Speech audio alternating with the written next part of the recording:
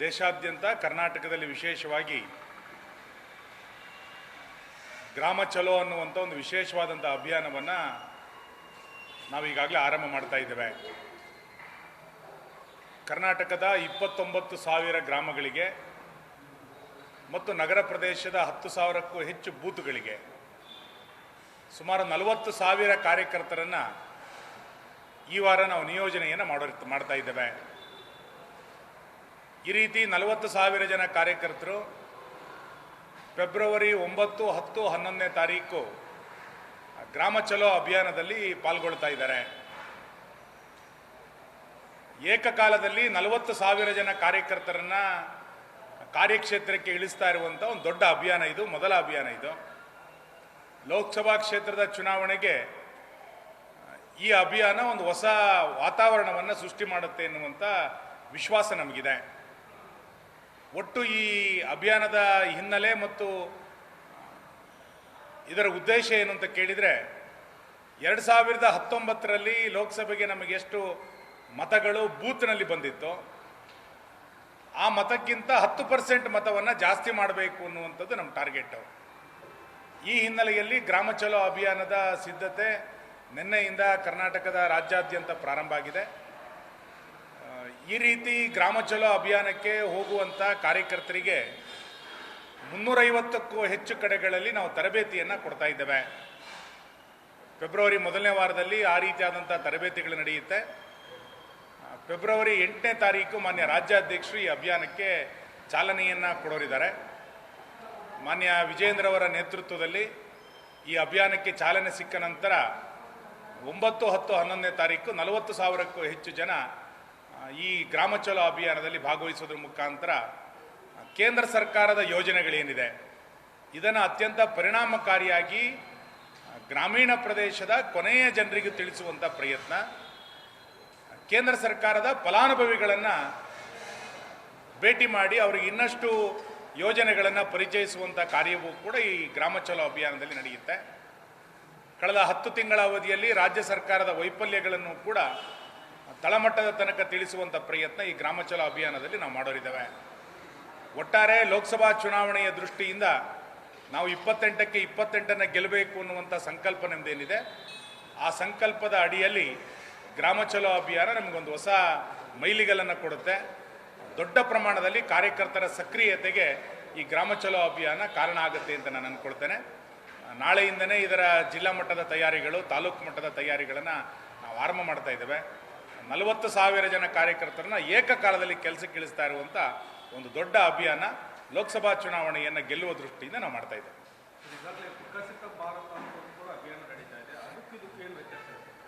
ವಿಕಸಿತ ಭಾರತ ಒಂದು ಸರ್ಕಾರದ ಕಾರ್ಯಕ್ರಮ. ಅದು ಬ್ಯಾಂಕ್ಗಳ ಮುಖಾಂತರ ಕೇಂದ್ರ ಸರ್ಕಾರದ ಯೋಜನೆಗಳನ್ನು LED ತಿಳಿಸಿ, ಯಾರು ಕೇಂದ್ರ ಸರ್ಕಾರದ ಯೋಜನೆಗಳಿಂದ ಹೊರಗುಳಿದಿದ್ದಾರೆ ಅವರನ್ನು ಈ ಯಾತ್ರೆಯಲ್ಲಿ ಮತ್ತೆ ಕರ್ಕೊಂಡು ಬಂದು ಯೋಜನೆಯ ವ್ಯಾಪ್ತಿಗೆ ಸೇರಿಸುವಂಥ ಒಂದು ಕಾರ್ಯಕ್ರಮ.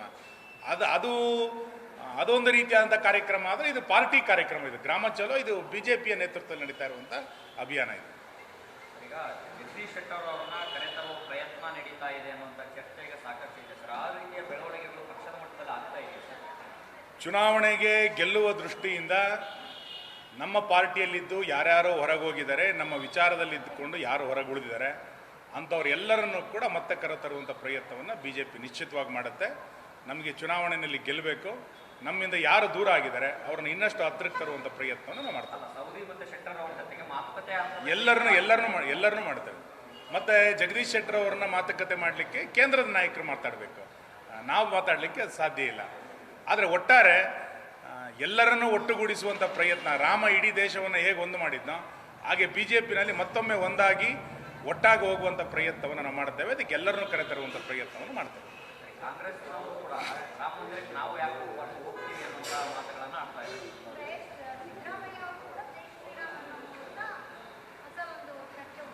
ರಾಮನ ಪ್ರತಿಷ್ಠೆ ಆದ ನಂತರ ಇಡೀ ದೇಶದಲ್ಲಿ ರಾಮರಾಜ್ಯದ ಪರಿಕಲ್ಪನೆಗಳು ಆರಂಭ ಆಗಿದೆ. ರಾಮನ ಪ್ರತಿಷ್ಠೆ ಆದ ನಂತರ ಸಿದ್ದರಾಮಯ್ಯನವರಲ್ಲೂ ಕೂಡ ಒಂದು ಬದಲಾವಣೆ ಆಗಿದೆ. ಸಿದ್ದರಾಮಯ್ಯ ಬದಲಾವಣೆ ಆಗಬೇಕಾದ್ರೆ ಅಯೋಧ್ಯೆಯಲ್ಲಿ ರಾಮನ ಪ್ರತಿಷ್ಠೆ ಆಗಬೇಕಾಯಿತು. ಆ ಕಾರಣಕ್ಕೋಸ್ಕರ ಇವತ್ತು ಎಲ್ಲರೂ ಇಡೀ ದೇಶದಲ್ಲಿ ಒಂದು ರಾಮಮಯವಾದಂಥ ವಾತಾವರಣ ಇನ್ನು ರಾಮನನ್ನು ಬಿಟ್ಟು ಹಿಂದೂಗಳನ್ನು ಬಿಟ್ಟು ಯಾರೂ ಕೂಡ ರಾಜಕಾರಣವನ್ನು ಮಾಡಲಿಕ್ಕೆ ಸಾಧ್ಯ ಇಲ್ಲ. ಅಷ್ಟು ದೊಡ್ಡ ಪ್ರಮಾಣದ ಒಂದು ಹೋರಾಟಕ್ಕೆ ಯಶಸ್ಸು ಸಿಕ್ಕ ನಂತರ ಮಂದಿರದ ಮುಖಾಂತರ ರಾಮರಾಜ್ಯ ನಿರ್ಮಾಣ ಮಾಡಬೇಕು ಅಂತ ನಮ್ಮ ಕಲ್ಪನೆ ಇರುವಂಥದ್ದು. ಮಂದಿರದ ಮುಖಾಂತರ ಭಾರತ ವಿಶ್ವಗುರು ಆಗಬೇಕು ಅಂತ ನಮ್ಮ ಕಲ್ಪನೆ ಇರೋದು. ಆ ಕಲ್ಪನೆ ಆಧಾರದಲ್ಲಿ ಎಲ್ಲ ಚಟುವಟಿಕೆಗಳನ್ನು ನಾವು ಮಾಡ್ತಾ ಇದ್ದೀವಿ. ಕಾಂತರಾಜ್ ವರದಿ ಯಾವ ವಿಚಾರಕ್ಕೆ ಈಗ 28ಕ್ಕೆ ಚಿತ್ರದುರ್ಗದಲ್ಲಿ ಶೋಷಿತ ವರ್ಗಗಳು ಮತ್ತು ಹಿಂದುಳಿದ ವರ್ಗಗಳ ಸಮಾವೇಶ ಮಾಡ್ತಾ ಇದ್ದಾರೆ ಸರ್. ಆ ಸಮಾವೇಶಕ್ಕೆ ತಮ್ಮನ್ನೇನಾರ ಆಹ್ವಾನ ಮಾಡಿದಾರ? ತಾವೇನಾದ್ರು ಹೋಗ್ತಾರೆ? ನನಗೆ ಆಹ್ವಾನ ಮಾಡಿಲ್ಲ. ನನಗೆ ಆಹ್ವಾನ ಬಂದರೆ ನಾನು ಹೋಗ್ತೇನೆ ಆ ಸಮಾವೇಶ. ನಿನ್ನೆ ಮಂಗಳೂರಿನಲ್ಲಿ ಸುನ್ನಿ ಮುಸ್ಲಿಂ ಸಮಾವೇಶ ಆಗಿದೆ ಸರ್. ಎಲ್ಲೊಂದಷ್ಟು ಡಿಮಾಂಡನ್ನು ಇಟ್ಟಿದ್ದಾರೆ. ಮೀಸಲಾಗಿಡಬೇಕು ಅನ್ನುವಂಥ ಒಂದು ಡಿಮಾಂಡ್ ಇಟ್ಟಿದ್ದಾರೆ.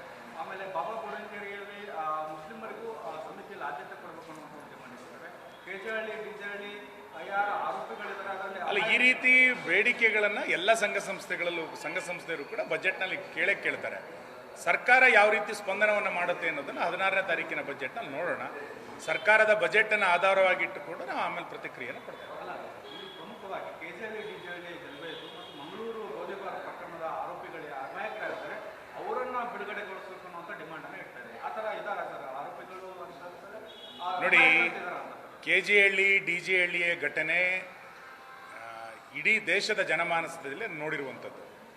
ಪೊಲೀಸ್ ಸ್ಟೇಷನ್ನಿಗೆ ಉದ್ರಿಕ್ತ ಗುಂಪು ಯಾವ ರೀತಿ ದಾಳಿಯನ್ನು ಮಾಡಿದೆ, ಪೊಲೀಸ್ ಜೀಪ್ಗಳನ್ನು ಯಾವ ರೀತಿ ಧ್ವಂಸ ಮಾಡಿದ್ದಾರೆ, ಕಲ್ಲುಗಳನ್ನು ಯಾವ ರೀತಿ ಹೊಡೆದಿದ್ದಾರೆ, ಒಬ್ಬ ದಲಿತ ಶಾಸಕನ ಮನೆಯನ್ನು ಯಾವ ರೀತಿ ಸುಟ್ಟಾಕಿದ್ದಾರೆ ಎನ್ನುವಂಥದ್ದು ಜಗಜ್ಜಾಹಿರ. ದಲಿತ ಶಾಸಕನ ಮನೆಯನ್ನು ಸುಟ್ಟಾಕಿರುವಂಥವ್ರು, ಪೊಲೀಸ್ ಸ್ಟೇಷನ್ಗೆ ಬೆಂಕಿ ಹಚ್ಚಿದಂಥವ್ರು ಅಮಾಯಕರು ಅಂತೇಳಿ ಅವ್ರಿಗೆ ಅನಿಸಿದರೆ, ಅದು ಅಮಾಯಕ ಅಂತೇಳಿ ಸರ್ಕಾರಕ್ಕೂ ಅನಿಸಿದರೆ ಇದರಂಥ ಒಂದು ದುರಂತ ಇನ್ಯಾವುದೂ ಆಗಲಿಕ್ಕೆ ಸಾಧ್ಯ ಇಲ್ಲ. ಅವ್ರ ಮೇಲೆ ಇನ್ನಷ್ಟು ಕಟ್ಟುನಿಟ್ಟಿನ ಕ್ರಮ ಆಗಬೇಕು. ಅವ್ರಿಗೆ ಇವತ್ತು ಯಾರು ಬೆಂಬಲ ಕೊಡ್ತಾ ಇದ್ದಾರೆ ಅವ್ರನ್ನೂ ಕೂಡ ಬಂಧನ ಆಗಬೇಕು, ಅವ್ರ ಮೇಲೂ ಕ್ರಮ ಕೈಗೊಳ್ಳಬೇಕು ಅಂತ ನಾವು ಆಗ್ರಹಿಸ್ತೇವೆ. ಹಾಗಂತೇಳಿ ಯಾವುದೋ ಒಂದು ಕೋಮುವಾದದ ನೆಪವನ್ನು ಇಟ್ಟುಕೊಂಡು ಅವ್ರನ್ನ ಅಮಾಯಕರು ಅಂತ ಕರೆಯುವಂಥದ್ದು ಸರಿಯಲ್ಲ. ನ್ಯೂಸ್ ಫಸ್ಟ್ ನಿರ್ಭೀತಿಯಿಂದ ನಿಮ್ಮ ಪರವಾಗಿ.